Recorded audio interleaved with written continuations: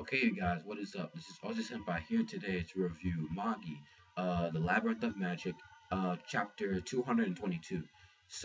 This chapter of Magi was actually very informative, but I'm not saying I have a problem, but I think, I mean, it may have been resolved, but I do kind of have a problem with Solomon, a little problem, just a little problem. But basically, let me go through the basics, and then after that, I'm gonna get to the chapter. So, when it comes to the basics, pacing, artwork, and story progression.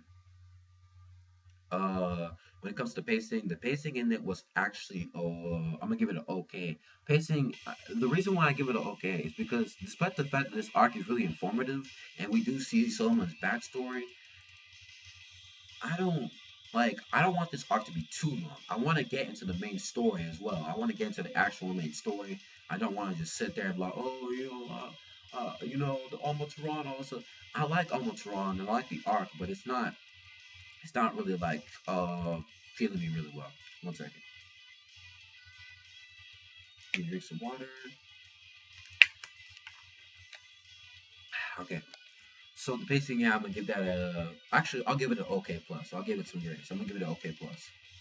When it comes to artwork, the artwork, I'm gonna give it a good plus because when it came to the mother dragon was freaking beautiful. I was like, yo, that's nice. The artwork, Otaka, she really went in. She really, really went in with the artwork, and I like that a lot, and I think that's really damn cool. So the artwork, I'm gonna give it a good plus because the rest of the artwork it was good, but it wasn't like compared to the mother dragon. So I'm gonna give that a good plus. And when it comes to the story progression, we now find out apparently who might be trying to kill God. And if Solomon actually thinks that it's his father, King David, that's what he thinks it is.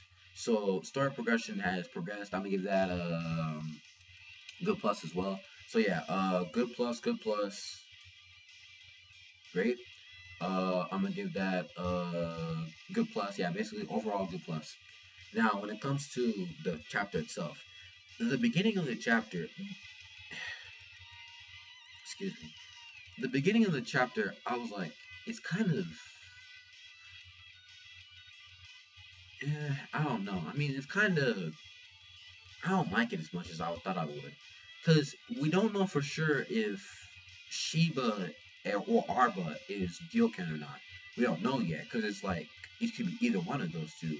But it's like if it's none of those two, then what's the point? I don't really know for sure because I'm still sticking to the whole idea that it might not necessarily be Arba or Sheba. It could be someone else entirely we don't know yet. Not that I'm saying that's probably true. I'm just saying that's an option out there that we don't. That's an option. That's clearly an option. But the beginning of the chapter is basically Sheba. She's jealous of Arba, um, and she wants to go see the mother dragon with Solomon and Ulu, but mainly because Solomon's gonna go there and she wants to one up Arba. And we see Arba; she doesn't even seem to be like phased at it at all. Despite the fact that every other of the magicians notice this, except for I think what's his name, Inthon, something like that. Inthon doesn't notice it right away, but everyone else, the other magicians, notice that Sheba's actually really jealous of Arba, but Arba just seems to be completely calm. And I'll talk about that later in the episode. But well, I'll talk about that later in the review. I'm sorry. So the whole love thing, I was like, it's not it unless it has something to do with the whole thing about either one of them becoming Gyokuin.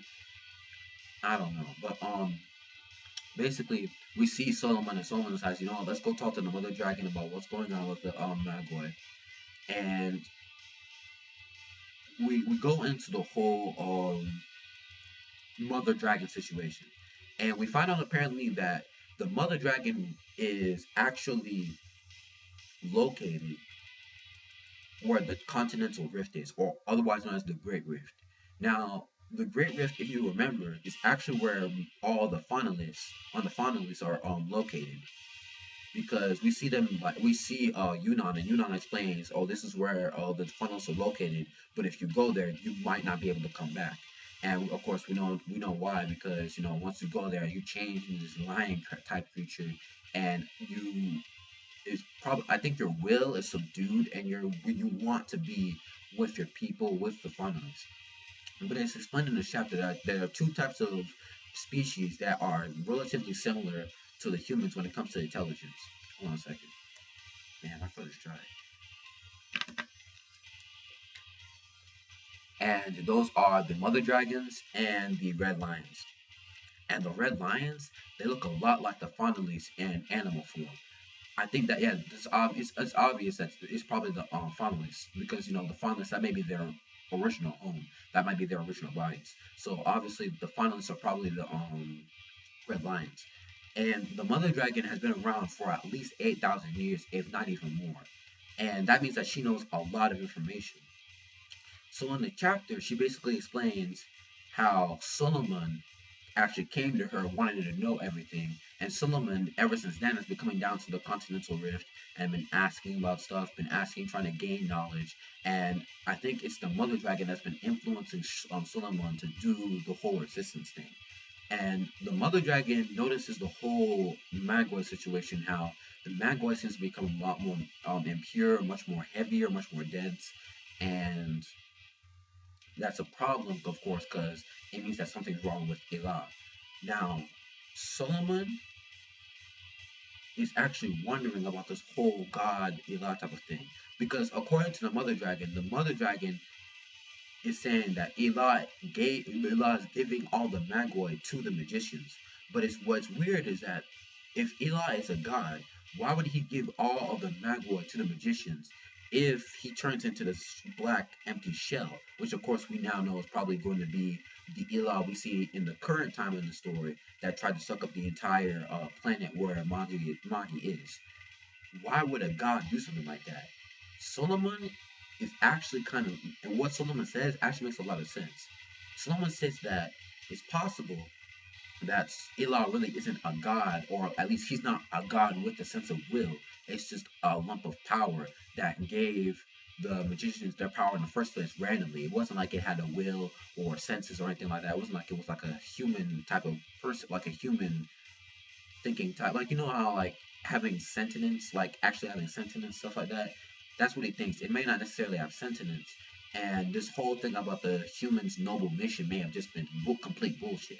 Now, despite the fact that what Solomon says is true, and this is where I kind of have a problem with Solomon, is he says this, but is linking towards the possibility of Solomon might not actually believing that Elah is an actual god. That there may not be that he may be like some type of atheist or something like that. Now, the reason why I say it's a problem, it's not because he believes it. I don't really care. And what he's saying actually makes sense. But the reason why I said that that's a problem is because when you take a look at what Ugo said, and she said, "Oh, God does exist," but yeah, I mean, she's just saying that because she believes in him, and she really does believe in him. But what Ugo says actually makes a lot of sense too, more than Sheba, because he says, "Look, you may be thinking that way, you may be right, but what you've told the resistance, the people that follow you, is completely different. What you've told them is that this is God's divine mission to make sure that the humans bring peace to everybody. So if you're telling them that, but you believe in something else, that's a problem." And of course, that means that if the resistance finds out about Solomon's actual belief system, if he is like, we'll consider him an atheist because we don't know if there's any other godlike people within Amoteron that we know of. I think Eli is probably the only one, but if he is an atheist, that's a problem because the resistance, one, if they find out about it, they're gonna be like, "What the fuck? This dude's been leading us to complete disaster." And two, they've already had the mindset of God is the reason why I'm doing this right now.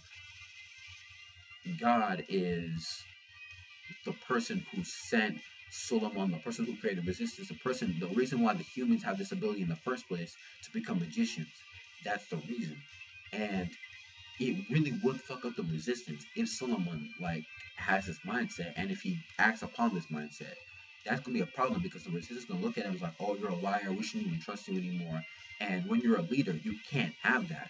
A leader must not think that. A leader must not be a hypocrite at all.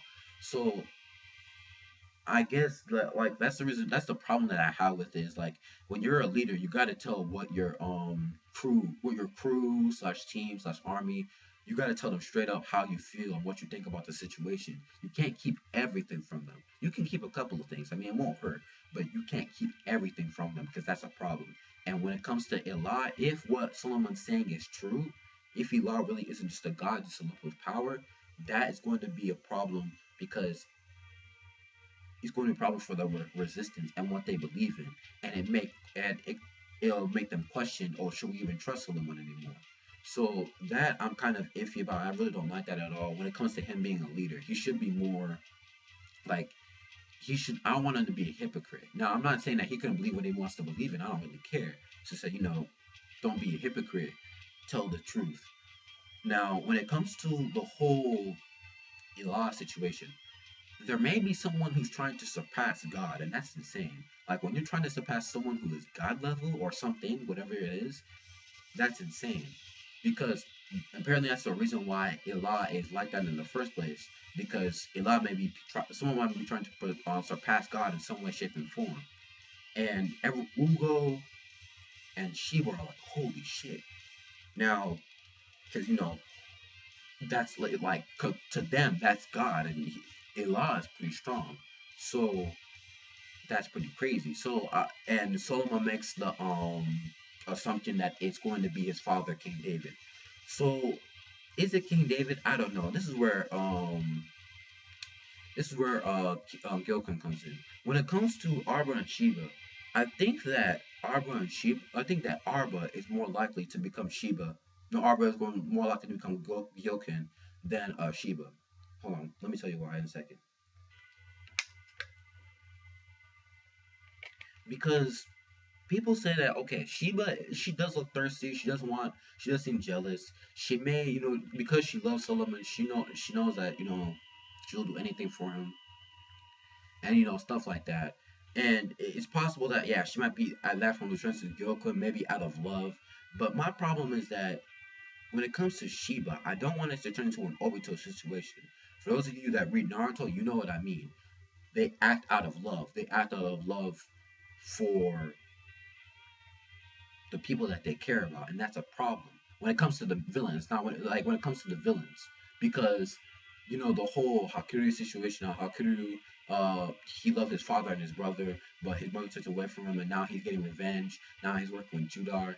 I don't want it to be like an Obito situation. Although technically, when it comes to Hakuryu's situation is more linked towards Sasuke, because yeah, he actually like his reasons are more legit than Obito and Sasuke's are. So when it comes to Shiba, if she really is going to become Gyokuen, I hope it's because of the fact that King David was the one who changed her mindset of wanting to follow Solomon to the point where she says, you know what, fuck Solomon, I'm going to get his revenge. If Solomon says like, no, I don't like you or something like that, I don't know.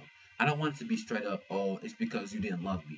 I don't want that. That's bullshit. I don't want that because that sounds like Obito. Now, and the reason why I say that could be Arba that's on Gyokuen is because Arba, I think she does notice that Shiba is jealous. I'm not too sure. I think she does. And she's doing this just to piss her off. And when I looked at her face when she was smiling, I thought it was really creepy. Like well, not creepy, but it's weird. Like she seemed off.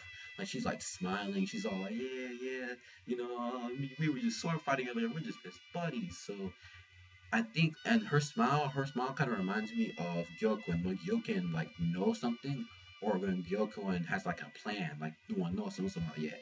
So I think it's going to be Arba. Now, again, like I said before, it could be Shiba, or it could be someone completely different. Someone that might come in into play later. I don't even know.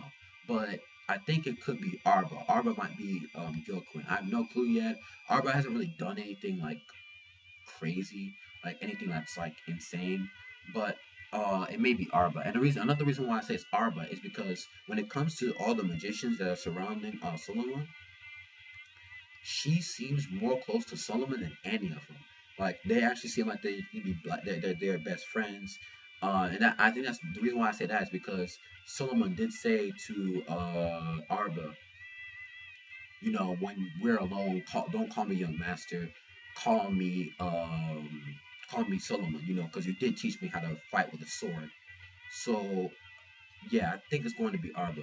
But regardless, I don't know what's gonna happen. But next week's chapter, we're gonna see something really important. Apparently, it's like a Magi special, something like that. I don't know for sure, but I think it's gonna be pretty interesting. So yeah, I'll see you guys later. Be sure to course like the video if you like it. Dislike it if you don't. The rating is going to be great. It was going to be great plus, but I decided not because pacing should pace up a little bit better. Like the pacing should be like a little bit faster, just a little bit faster. But again, great. I'm gonna give it a rating of great. Like the video if you like it. Dislike it if you don't. Rate, comment, and subscribe, and I'll see you guys later. Yeah, yeah. Peace.